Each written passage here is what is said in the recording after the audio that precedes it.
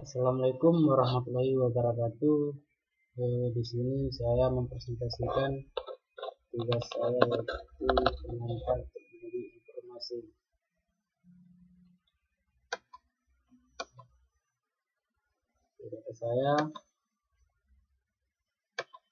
Nama saya Emran alias Syahputra dengan NIM 23146059, Prodi Sistem Informasi, mata kuliah pengantar Teknologi Informasi, dosen pengasuh yaitu Ibu Dr. Murniati Eskom MT.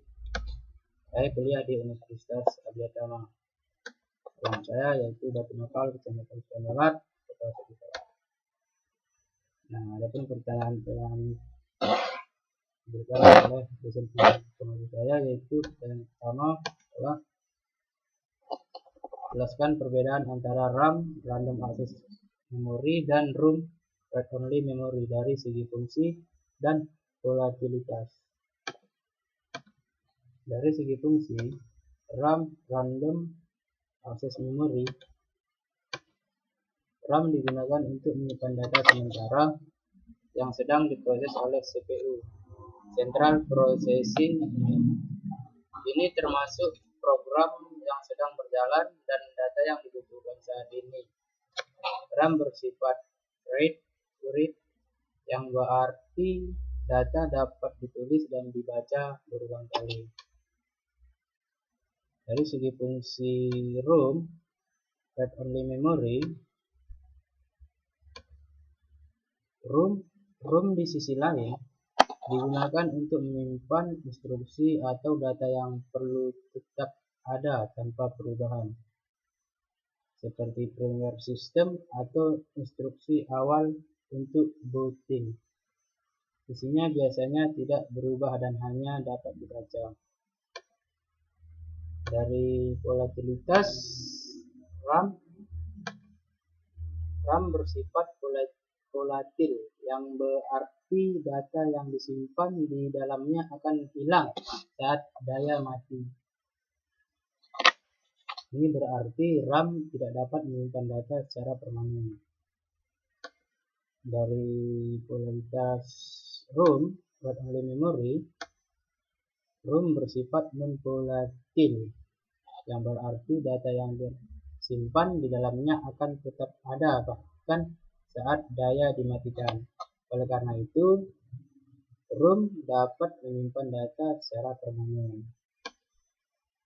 Dengan demikian, RAM digunakan untuk menyimpan data sementara yang berubah-ubah saat komputer sedang beroperasi. Sementara ROM digunakan untuk menyimpan instruksi atau data yang perlu tetap ada tanpa perubahan. Masuk pertanyaan kedua, yaitu mengapa RAM dianggap sebagai komponen kritis dalam kinerja komputer? Jelaskan dengan memberikan contoh penggunaannya.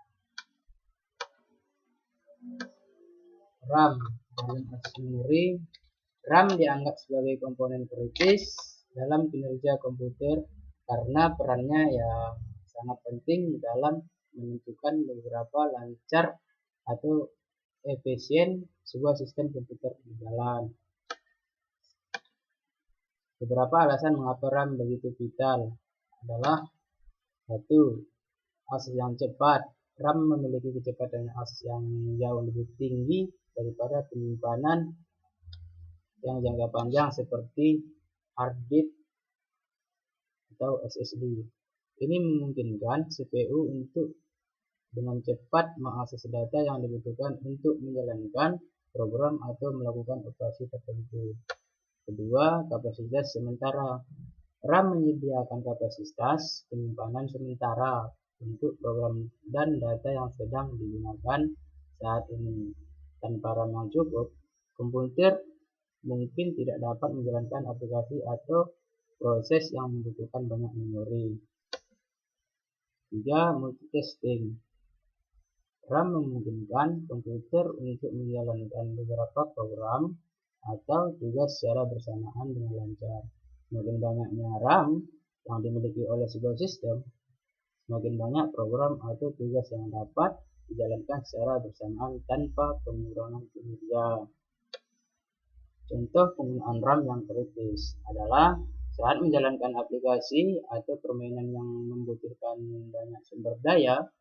Misalnya, ketika Anda sedang mengedit video atau bermain game yang membutuhkan grafis yang tinggi, RAM digunakan untuk menyimpan data sementara yang diperlukan oleh aplikasi tersebut agar dapat diakses dengan cepat oleh CPU atau GPU.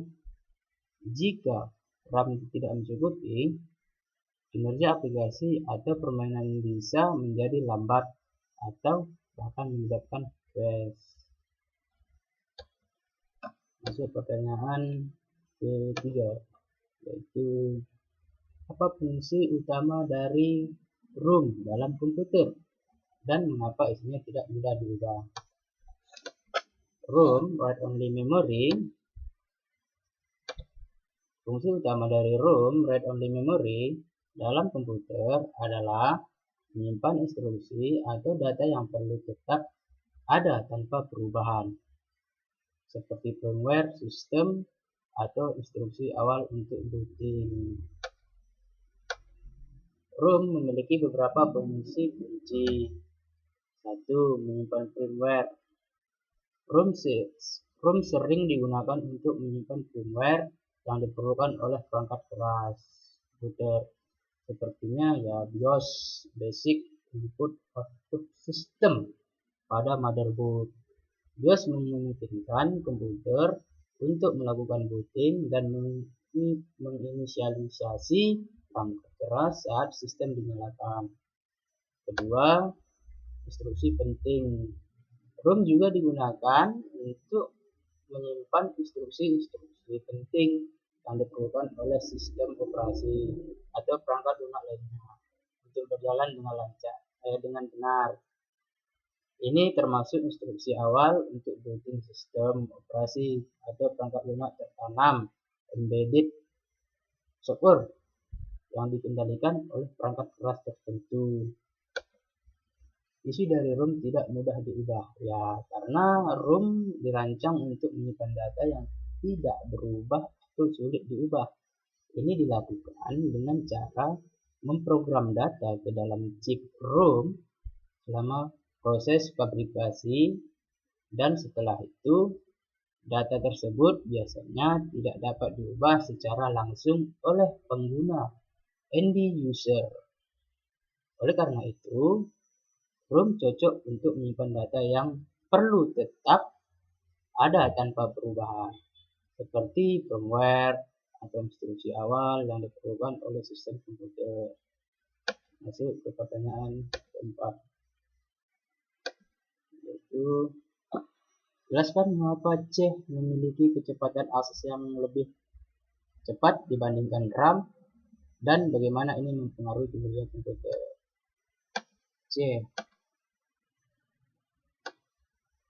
C memiliki kecepatan akses yang lebih cepat dibandingkan RAM karena ya letaknya yang lebih dekat dengan CPU dan dirancang untuk menyimpan data yang paling sering digunakan atau yang kemungkinan akan digunakan dalam waktu dekat. Ini mempengaruhi kinerja komputer dengan beberapa cara. Yang pertama itu ya akses cepat. C memiliki waktu akses yang sangat cepat karena ya terletak di dalam atau sangat dekat dengan CPU. Hal ini memungkinkan CPU untuk dengan cepat mengakses data yang sering digunakan tanpa harus menggunakan data tersebut diambil dari RAM yang lebih lambat.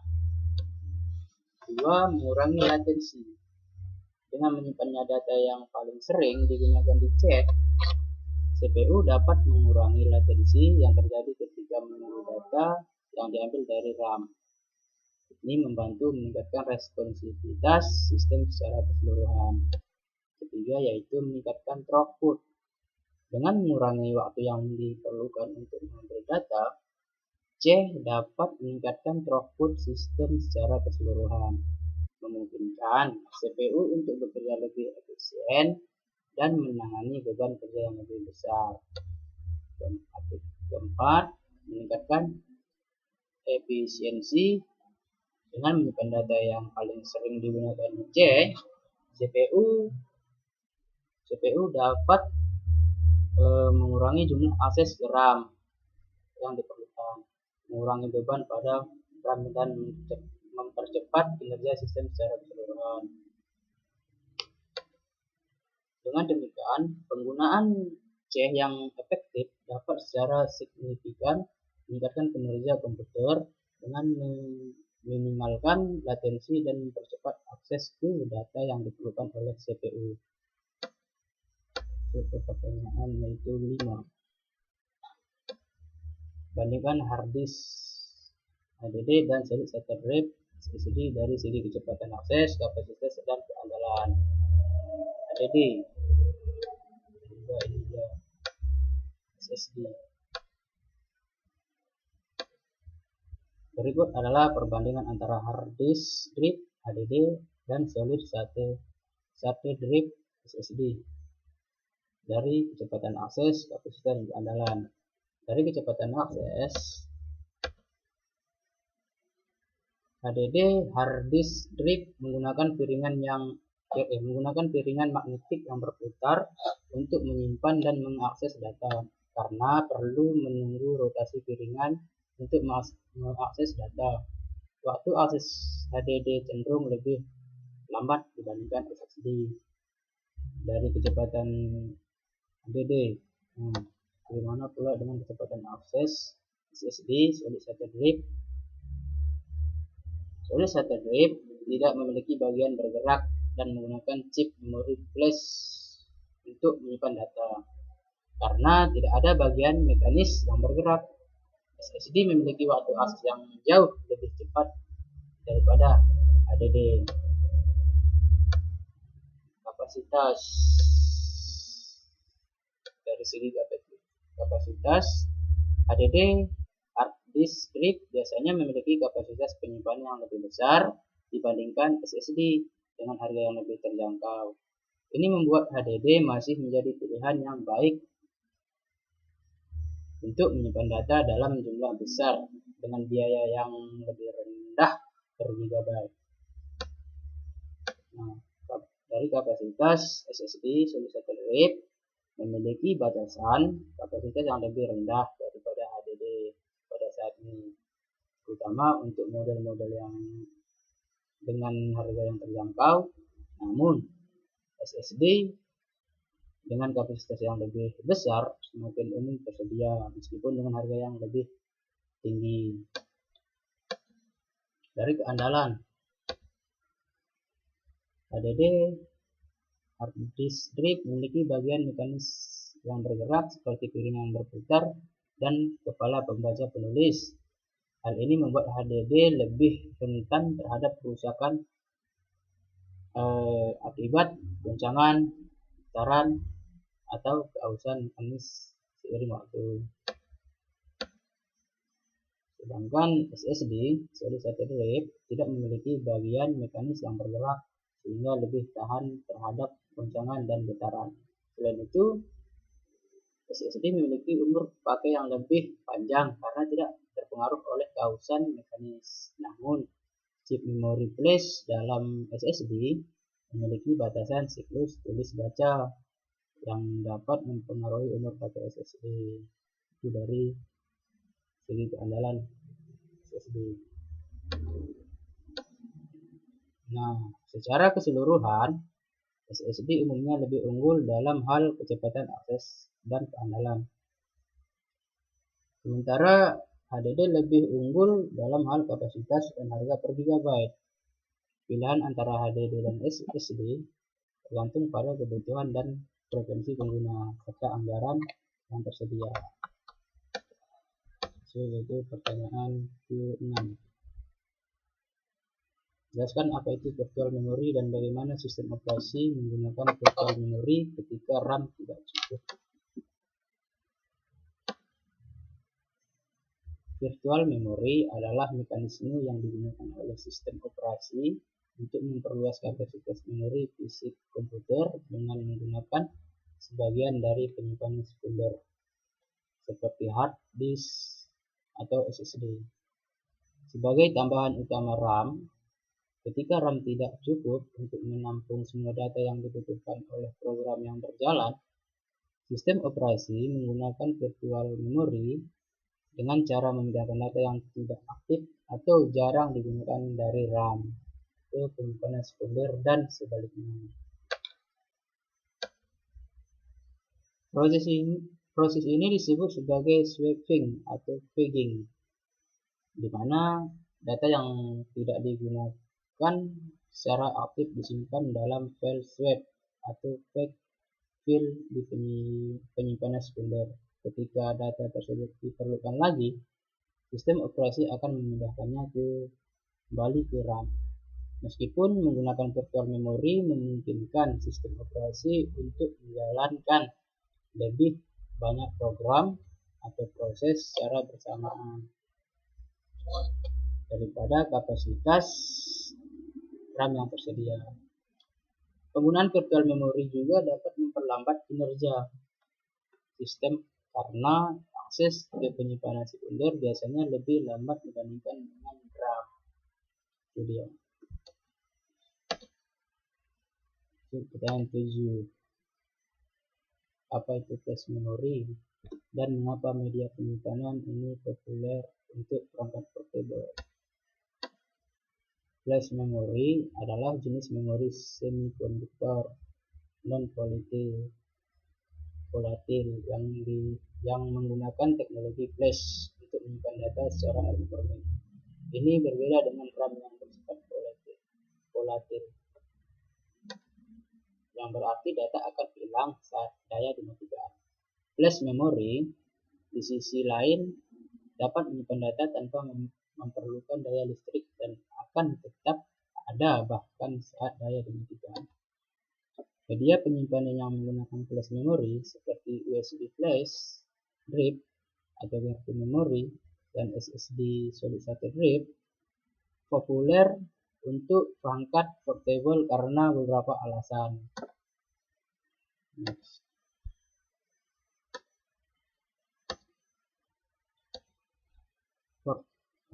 Satu itu ya portabilitas. Flash memory memiliki ukuran yang kecil dan ringan, membuatnya mudah dibawa kemana-mana. Ini membuatnya ideal untuk digunakan dalam perangkat portable seperti laptop, smartphone, kamera, dan pemutar musik. Kedua ialah daya tahan terhadap guncangan. Flash memory tidak memiliki bagian mekanis yang bergerak sehingga lebih tahan terhadap guncangan dan getaran. Hal ini membuatnya lebih tahan lama dan cocok untuk digunakan dalam perangkat portable yang sering dibawa ke tempat yang bergerak. Ketiga, kekuatan dan kecilnya ukuran. Flash memory memiliki daya tahan yang baik terhadap suhu ekstrim, kelembapan, dan medan magnet, menjadikannya pilihan yang andal untuk digunakan dalam berbagai kondisi lingkungan. Selain itu, ukuran yang kecil membuatnya mudah dimasukkan ke dalam perangkat portable tanpa menambah berat atau ukuran yang signifikan. Keempat, kecepatan akses. Flash memory memiliki waktu akses yang cepat dan dapat mentransfer data dengan kecepatan yang tinggi, membuatnya ideal untuk menyimpan dan mengakses data dalam perangkat portable dengan cepat dan efisien.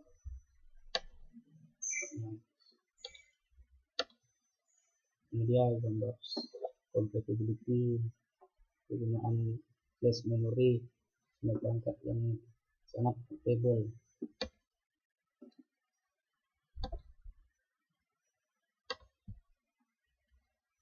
Dengan kombinasi portabilitas, daya tahan, dan kecepatan akses yang tinggi, media penyimpan yang menggunakan flash memory menjadi pilihan yang populer untuk perangkat portable seperti laptop, smartphone, kamera, dan banyak lagi. Untuk pertanyaan 8, itu diskusikan tentang evolusi media penyimpanan dari floppy disk, HDD hingga SSD, flash memory, bagaimana masing-masing media penyimpanan ini mengubah cara kita menyimpan data.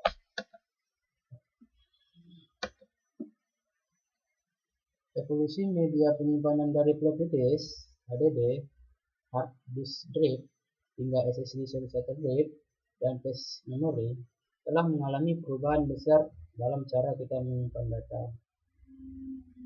Berikut adalah diskusi tentang pengembangan dan dampak masing-masing media penyimpanan.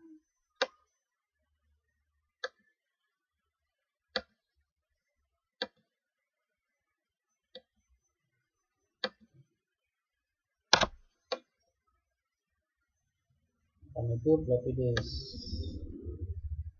Floppy disk adalah salah satu media penyimpanan pertama yang populer digunakan pada era komputer pribadi awal. Mereka memiliki kapasitas penyimpanan yang terbatas, umumnya berkisar antara beberapa ratus kilobyte hingga beberapa megabit.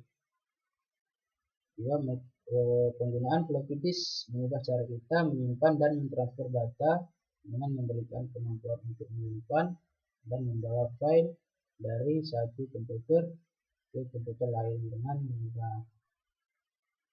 Ini memungkinkan pertukaran informasi yang lebih cepat dan efisien daripada menggunakan media penyimpanan sebelumnya seperti tape magnetik.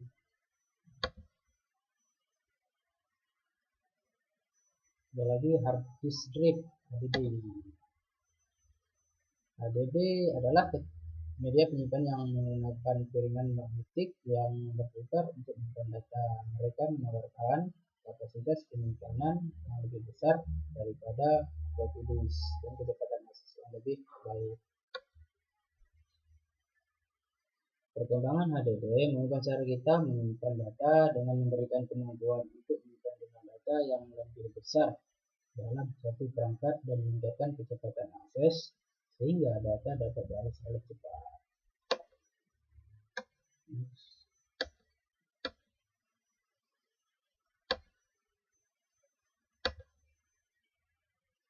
Ada lagi solid state drive.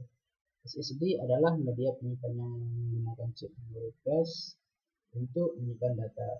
Tanpa bagian mekanisme yang bergerak seperti pada HDD, mereka menawarkan kecepatan akses lebih tinggi, daya tahan yang lebih baik terhadap bencana, dan umur pakai yang lebih panjang. Perkembangan SSD mengubah cara kita menyimpan data dengan meningkatkan kecepatan akses secara signifikan, mengurangi waktu yang diperlukan untuk membuka dan menyimpan file, serta meningkatkan responsivitas sistem secara keseluruhan.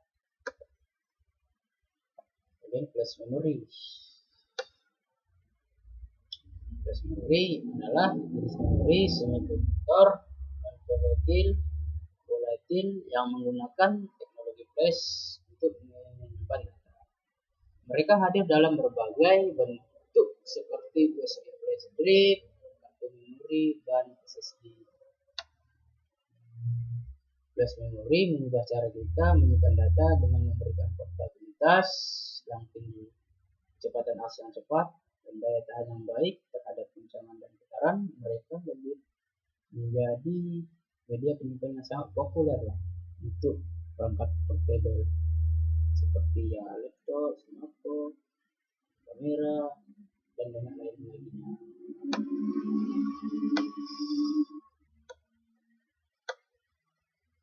Media penyimpanan dari zaman ke zaman.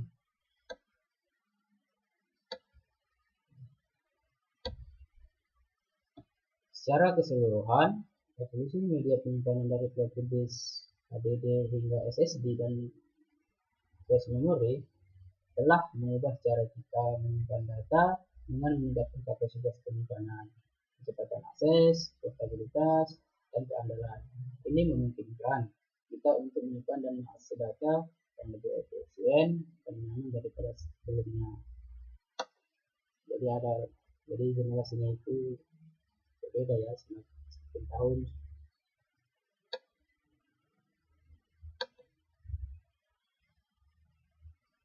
Jelaskan bagaimana C direkomendasikan dalam situ dan manfaatnya terhadap proses komputasi. Nah, pertanyaan 9 ini mengenai C. C diimplementasikan dalam CPU sebagai tingkat penyimpanan yang berada di antara prosesor dan memori utama RAM. C bertindak sebagai buffer cepat untuk data dan instruksi yang sering digunakan oleh CPU. Saat CPU membutuhkan data atau instruksi, pertama kali memberikan C. Jika data tersebut ada di C heaps, CPU dapat mengaksesnya dengan cepat. Namun, jika data tidak ada di C atau C miss, CPU akan mengambil data tersebut dari memori utama yang memerlukan waktu lebih lama. Kedua ialah manfaat utama dari C. Manfaat utama dari C adalah meningkatkan kinerja sistem dengan mengurangi waktu yang dibutuhkan CPU untuk mengakses data. Dengan menyimpan data yang sering digunakan di C, CPU dapat mengurangi jumlah akses ke memori utama yang biasanya lebih lambat. Hal ini dapat menghasilkan peningkatan signifikan dalam kinerja sistem, terutama pada aplikasi yang mengakses data secara berulang-ulang atau memiliki pola akses yang lokalitas tinggi. Selain itu, C juga membantu mengurangi boot length pada sistem dengan mempercepat transfer data antara CPU dan memori utama.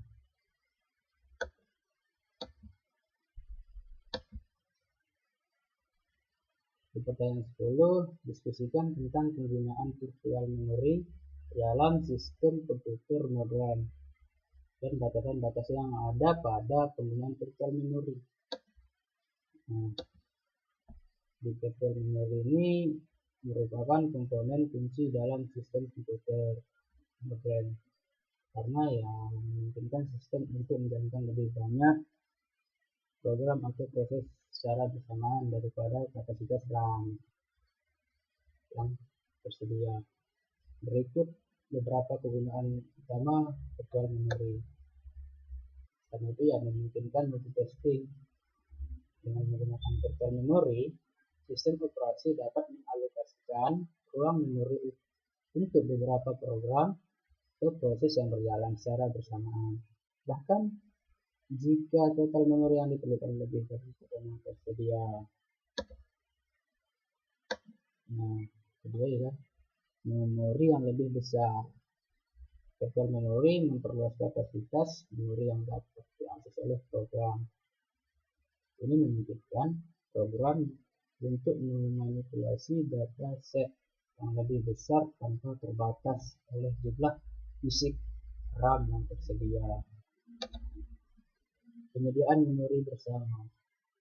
Virtual memory memungkinkan berbagai memori antara beberapa proses tanpa perlu menyalin data secara fisik antara proses tersebut.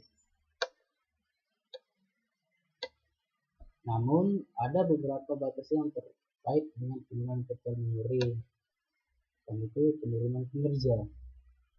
Akses ke penyimpanan sekunder seperti hard disk atau SSD lebih lambat daripada akses ke RAM.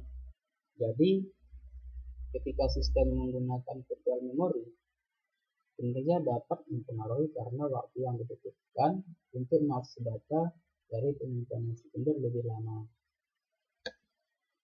Dua ya, fragmentasi disk. Fragmentasi disk ini penggunaan virtual memory dapat menyebabkan fragmentasi disk di mana file swap atau file terbesar di seluruh penyimpanan sekunder. Hal ini dapat mengakibatkan kinerja yang lebih lambat karena waktu yang diperlukan untuk mengakses data yang tersebar. Pembatasan kapasitas. Ketiga ini pembatasan kapasitas. Meskipun virtual memory memperluas kapasitas memori yang dapat diakses oleh program, ada batasan fisik pada ukuran file swap atau sipil yang ditentukan oleh sistem operasi. Jika kapasitas penyimpanan sipil terlalu kecil, nah, program mungkin tidak dapat menjalankan tugas yang membutuhkan memori besar. Keempat, yaitu dengan memperhatikan batasan-batasan penggunaan virtual memory tetap menjadi aspek penting dalam desain pengelolaan sistem komputer modern. Selesai dari pertanyaan dan hasil presentasi saya. Terima kasih sudah menonton. Wassalamualaikum warahmatullahi wabarakatuh.